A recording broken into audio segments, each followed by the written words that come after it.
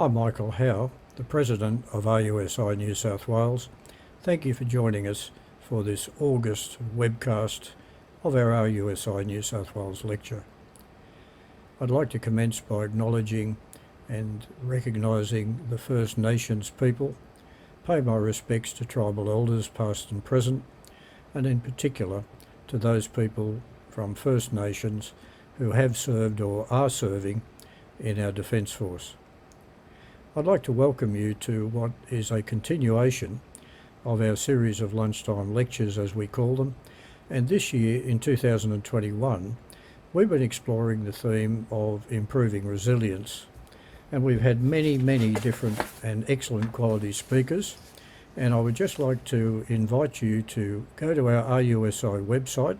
Here is the reference, and could I invite you to check the previous speakers by going to that website, clicking on and watching the webcasts.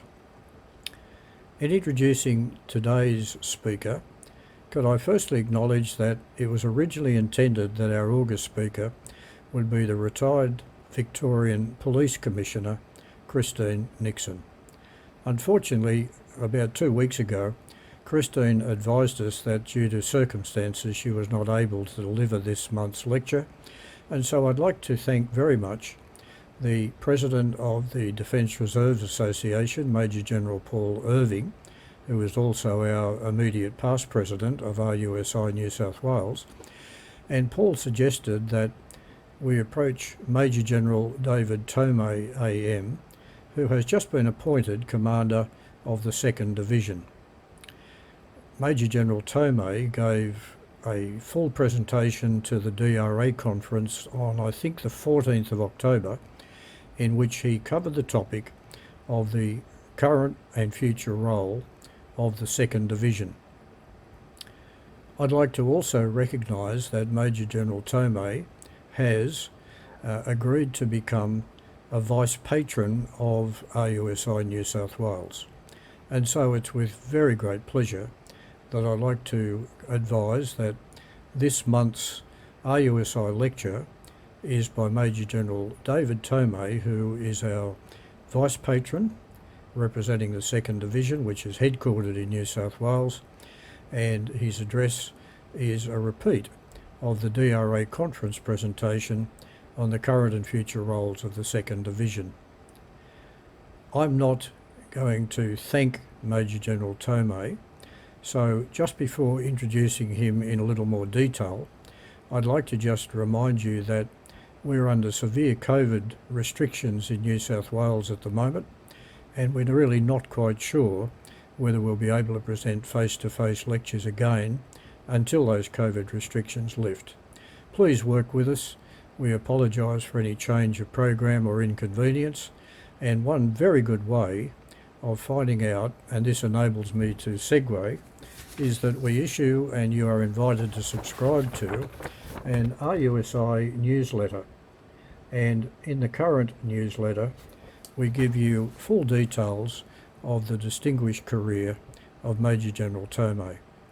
In addition, when you see the presentation, and it is again with permission a copy of the presentation made to the DRA conference, you'll see that Major General Thomae's extensive background is also recognised.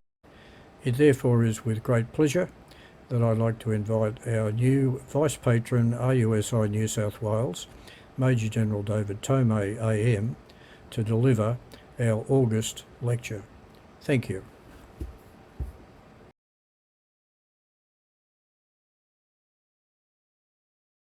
Thank you, Paul, and good afternoon. I'd like to acknowledge Defence Reserve Association President Major General Paul Irving, the DRA Executive and Association members, colleagues from the Australian Defence Force, ladies and gentlemen. Can I also acknowledge the past commanders of the 2nd Division who are participating today? I'm conscious of my responsibilities, as Paul has said, only after 4 weeks in command, of my stewardship of the division from those who came before me. I'd like to acknowledge the traditional custodians of the land where I'm speaking from today in Brisbane, the Turrbal people, and pay my respects to their elders, past, present and emerging. I would also like to pay respects to the Aboriginal and Torres Strait Islander men and women who have contributed to the defence of Australia in time of peace and war, and particularly those who have served or are serving as reservists in the Australian Defence Force. Thank you for this opportunity to address the Association during what is a dynamic and challenging period for the 2nd Division, and more generally for the Australian Defence Force Reserves.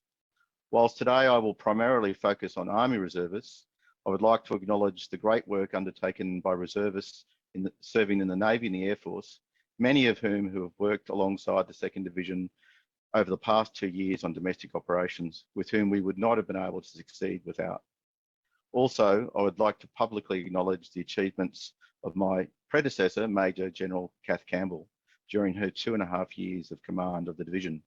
She provided great vision and strong leadership during a period where record numbers of reserve personnel were deployed on domestic operations, particularly Op Bushfire Assist and Op COVID Assist, including the first use of the call-out legislation, which we'll talk about in a bit detail later on. On behalf of the division, we wish her the very best in her important appointment as Secretary of the Department of Foreign Affairs and Trade. Our loss is their gain. And from previous speakers, you would note the importance of DFAT in our current strategic environment. Since early 2020, 3,688 2nd Division members deployed on Operation Bushfire Assist. 4,371 and counting 2nd Division members have deployed on Operation COVID Assist. 172 on Operation Resolute and 378 on Operation New South Wales Flood Assist. This is a rate of effort unseen by the division in peacetime before. The men and women of the 2nd Division continue to be ready to assist the government to respond to significant domestic crises across the nation, in addition to supporting offshore operations and force modernisation for what is an unpredictable decade ahead. The conference's theme, "If you want peace, prepare for war," the contingent role and task for the ADF reserves is timely. The government's 2020 Defence Strategic Update and the Force Structure Plan poses the contemporary challenge to Australia's strategic environment where major power competition has intensified.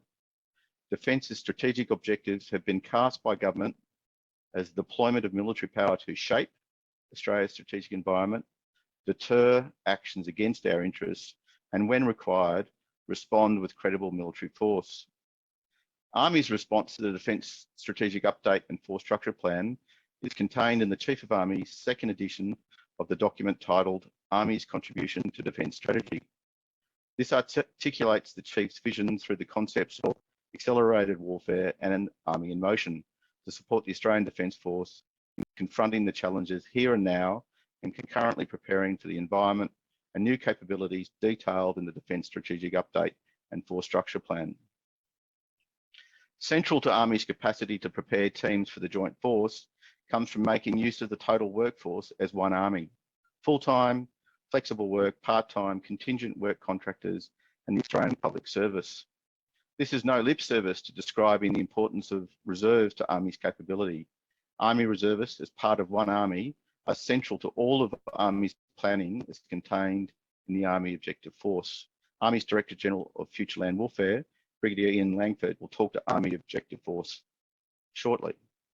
I will focus on the 2nd Division's role in meeting Army's contribution to the Joint Force in the context of the Defence Mobilisation Strategic Framework. There is a common public perception that mobilisation requires only a significant increase in the military workforce to meet an external strategic threat. This is consistent with Australia's historical national response to World War I and World War II, where the Defence Forces were significantly increased from a small standing force with the luxury of relatively long mobilisation lead times to meet the threat environment. The Defence Strategic Update provides a stark contrast to our historical experience of national mobilisation.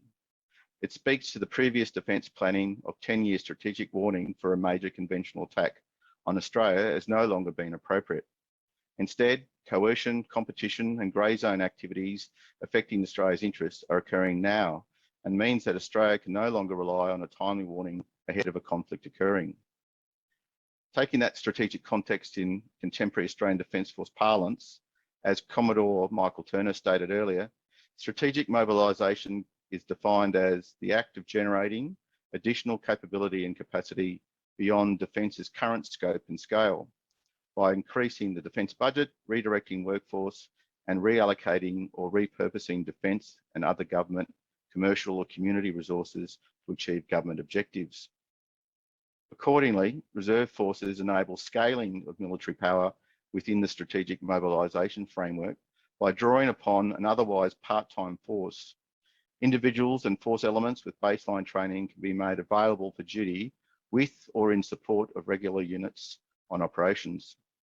This was and still is a cost-effective model of scaling military capacity rather than maintaining a large standing force. This fundamental logic has withstood the test of time. However, the role of the reserves has evolved beyond maintaining an expansion base as a strategic reserve. Numerous reviews and white papers have advocated an operational focus for reservists. The critical requirement for reservists to sustain force rotations in East Timor from 2000 and subsequently the Solomon Islands has demanded that reservists, as individuals and capability bricks, are available to reinforce regular forces. This emphasis on reservists providing operational capability has seen reservists on every operation the Australian Defence Force has undertaken in the last 20 years.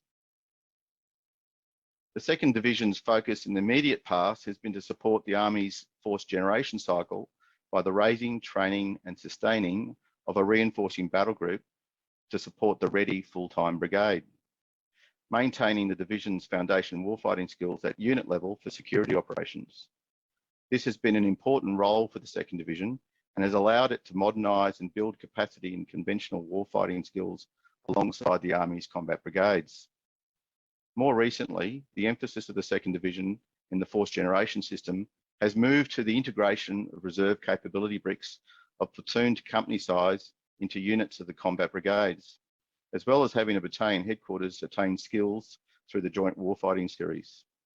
This approach provides opportunities for the Division to build the foundation warfighting skills of its junior leaders and soldiers, provide confidence in the capacity of reservists to integrate effectively with their full-time peers, as well as providing the opportunity for a battalion headquarters to be enabled to train effectively to plan and execute tactical operations.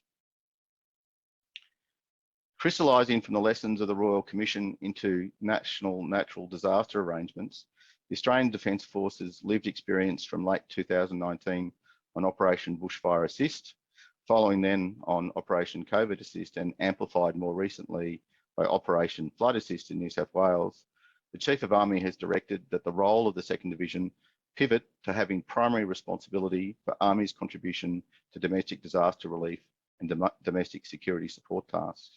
You heard earlier today the Minister of Defence talk to this important role for the 2nd Division and reserves generally. The stated mission of the 2nd Division is to meet this new role is to generate land capabilities for the Joint Force and to command assigned contingency response forces in order to meet directed domestic operational requirements. The first part of that role to generate land capabilities for the Joint Force is not materially different from our previous role, in that it provides for Army to direct the 2nd Division to generate specific land capabilities as it has already been doing so. For example, the civil military cooperation function that exclusively resides in the 2nd Division, or the emergency support force function in each of the states during the high-risk weather season. The capacity of the 2nd Division to support the Australian Defence Force for domestic operations has long been proven with a consistent ability to meet the short notice requirements for defence assistance to the civil community from all the states and territories for natural disasters and more recently for the COVID pandemic. To be clear, the responsibility for domestic operations does not replace the requirement to develop foundation warfighting skills in reserve soldiers. The opposite is true because the 2nd Division's span of responsibility for domestic operations is not limited to responses to natural disasters. The 2nd Division has primary responsibility for Army's capability in generating force elements to support any Defence Force aid to the civil authorities contingencies. This capability requires soldiers trained in the foundation skills of Army's combat behaviours. Army's combat behaviours are the baseline skills for the development of foundation warfighting in the Army. The 2nd Division incorporates Army's combat behaviours in its preparedness for meeting its domestic response obligations as well as building on its foundation warfighting capability. Recently, the division exercised the response to a request for assistance for what's described as DFAC A in the town of Toowoomba, a major urban centre in Queensland. During the exercise, the 11th Brigade Domestic Incident Security Force partnered with the Queensland Police Service, local and state government agencies. The DIS-4 operated across a range of tasks, including vital asset protection, low-risk search of public buildings, establishing cordons for Queensland Police Service operations, and partnered patrolling. Our soldiers were equipped with the Army's current generation of weapons, body armour, night vision, and protected mobility. This highly realistic training focused our soldiers and leaders on the importance of their combat behaviour skills and interoperability with state agencies. The continued development of this capacity will be a major part of divisional preparedness going forward.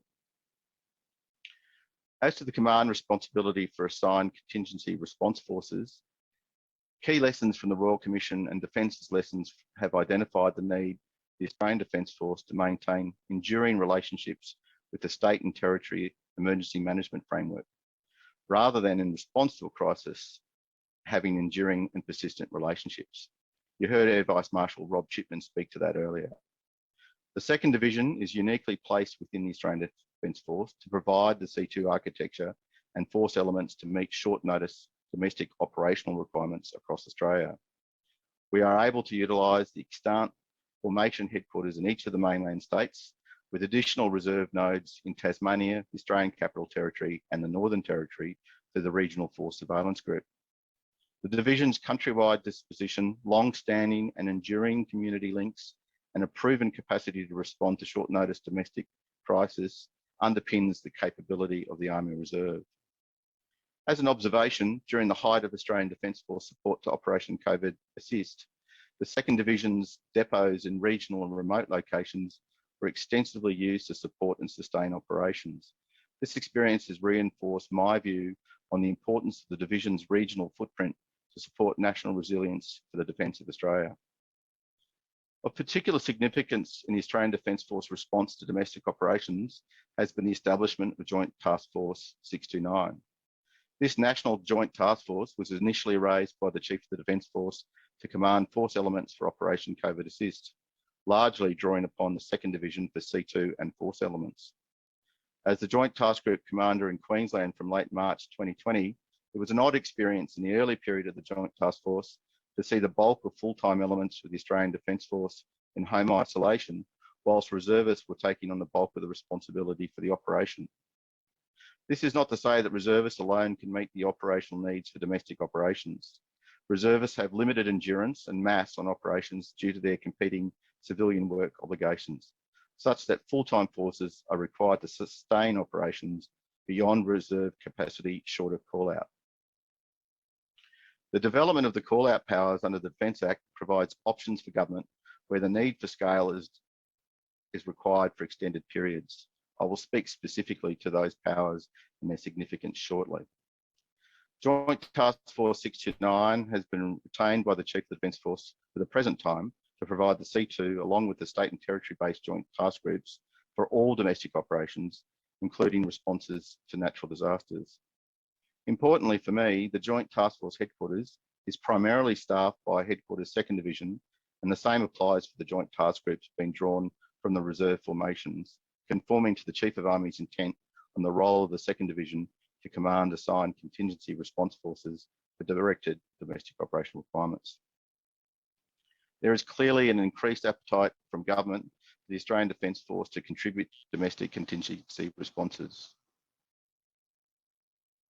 This is clear from numerous recent high-profile deployments, including this weekend in response to what's going on in New South Wales. Similarly, reserve contributions have been crucial in Operation COVID Assist. This operation has now been running continuously for almost 18 months. And as the most recent deployment of Australian Defence Force personnel, including reservists from the 2nd Division, is likely to require ongoing commitment of Australian Defence Force resources. Operation Bushfire Assist marked the first time the Australian Government has ever used the call-out powers to bring reservists onto an operation. This is of profound importance to the subject matter of this conference. Reflecting on the definition I provided earlier for strategic mobilisation, the use of the call-out powers provides the mechanism for scaling the Australian Defence Force response to meet threats, domestic or otherwise. I'd just like to move on to some of the collective training that the division's been doing to demonstrate our integration with the combat brigades. Exercise Talisman Sabre was conducted last month with more than 17,000 Army, Navy and Air Force partnering with troops from the US and contingents from the United Kingdom, Canada, Japan and the Republic of Korea. This high-end warfighting exercise is conducted biannually and is designed to enhance interoperability between the Australian Defence Force and its allies. Despite all the COVID interruptions, the 2nd Division contributed almost 300 soldiers to the exercise, integrating with the 3rd Combat Brigade to successfully complete a range of warfighting tasks. When I visited the exercise, I was impressed with how effectively our soldiers had integrated with the full-time units. And this was especially so with the 1st Battalion and the Royal Australian Regiment. Our soldiers deployed with the same enhanced weapons, uniforms, body armour and protected mobility and were able to integrate seamlessly and improve their skills with one of Army's high readiness infantry battalions. In addition to leading Australia's domestic operations and training for foundation warfighting, the Division continues to support the defence of Australia's maritime approaches through Operation Resolute. 2nd Division personnel have been deployed with the transit security element so far this year, and they deploy from Darwin in support of Maritime Border Command. These are reservists who are prepared to leave their families and negotiate their absence with their civilian employers to undertake a 6-month rotation deployment. They undertake vital security tasks, often in dangerous circumstances and in very remote areas. Additionally, the Regional Force Surveillance Group, also part of the 2nd Division, is tasked to provide a remote area land and littoral surveillance reconnaissance capability in Australia's north and northwest. The group consists of 3 regional force surveillance units, the Pilbara Regiment, North Force, and the 51st Battalion, Far North Queensland Regiment. And they conduct persistent surveillance tasks as a key Army contribution to Operation Resolute. The RFSU's presence in the north provides physical eyes and ears on the ground in a strategically important region. Noteworthy also is their lead in developing and encouraging Indigenous participation in the Australian Defence Force. Noting that Brigadier Ian Langford will talk to the future of the Army under the Army Objective Force, I will only talk to a couple of the work packages in the Army Force Structure Implementation Plan. First, in 2022, it is planned that the 2nd Division will transition from Forces Command to form as a functional command directly to Army Headquarters. This is an important transformation for the Division as it matures in its responsibility for domestic operations. Augmentation of the Headquarters full-time workforce has been carefully calibrated to achieve functional command status without duplication of back-of-house functions that have resided in Forces Command. Second, the initiative's been undertaken in 13 Brigade in Western Australia to trial workplace reforms and establish new capabilities, including the re-raising of the storied unit, the 10th Light Horse, as a regiment, and the introduction into service of the Hawkeye protected mobility vehicle to that unit, as well as the nascent littoral capability being developed in the 16th Battalion, the Royal Western Australian Regiment, provides concrete examples where Army seeks to foster innovation and enhance capability in a strategically important region of Australia. Third and lastly, the work being undertaken as part of the Future Ready workforce is opening the aperture to include reservists in what have been traditionally full-time roles. An example is the creation of reservist positions within the aviation stream to harness a broad range of skills to build capability. Recognition of civilian qualifications to allow workforce flexibility has long been a desirable outcome for the employment of reservists, and this is a key focus of Army to future ready its workforce. Partnerships with civilian employers like BHP in Western Australia to generate highly technical engineering skills is an example where Army is looking to be more agile and responsive to workforce needs. Flexible approaches to entry standards and training levels are part of the work being done to better leverage the avenues to recruit critical skills into Army. Just in conclusion, I'm grateful for the opportunity to share with you today how the 2nd Division contributes to the Army and the Australian Defence Force. The division has by its actions demonstrated its inherent capacity to provide the C2 architecture for domestic operations and for its soldiers to meet short notice contingency requirements.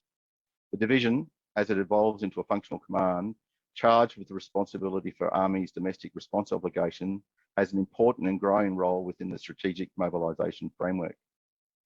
The division's success is firmly grounded in its connection to the communities it draws from, the quality of the training the Army training system provides, the equipment it continually modernises with, and most importantly, the people who commit to serving their nation. Army's modernisation and reliance on the total workforce to achieve government's strategic requirements means that the 2nd Division will continue to play an important role in defending the nation. As the newly appointed commander of the 2nd Division, I'm proud of what the division has achieved over the past 18 months. We will continue to support the Army and the Australian Defence Forces during these challenging times, whilst prepared for any future contingency. Thank you. Ladies and gentlemen, it's my pleasure to thank our presenter this afternoon, Major General Thomae, who has recently taken over command of the 2nd Division. As our President, Professor Michael Howe, explained at the beginning of this presentation, General Thomae provided this presentation to the Defence Reserve Association National Conference on the 14th of August. And we thought it was important that our members, the members of RUSI New South Wales, hear how Army is providing to meet the government's requirement to provide domestic disaster relief across Australia. And in that context, how the 2nd Division's mission has changed to be able to provide domestic disaster relief and domestic security operation tasks at the request of government. Importantly, we have heard how Joint Task Force 629 is operating, that has been embedded within Headquarters 2nd Division, that provides the command and control architecture for the conduct of these domestic relief operations. I emphasise for our members that it is a joint task force. It does have all 3 services represented on it, and it's a role that not only the Army Reserve undertaking, but other reservists from the other services are also participating. I think we should recognise that the significant challenge for the 2nd Division is to maintain its foundation warfighting skills and at the same time providing domestic disaster relief. For example, the COVID-19 assist operation has been going for almost 18 months and there's no end in sight. And the question is, how do you maintain that level of operational service and at the same time maintain your warfighting skills? Anyway, that's for the future. We thank General Thomae for his wonderful presentation this afternoon. Thank you.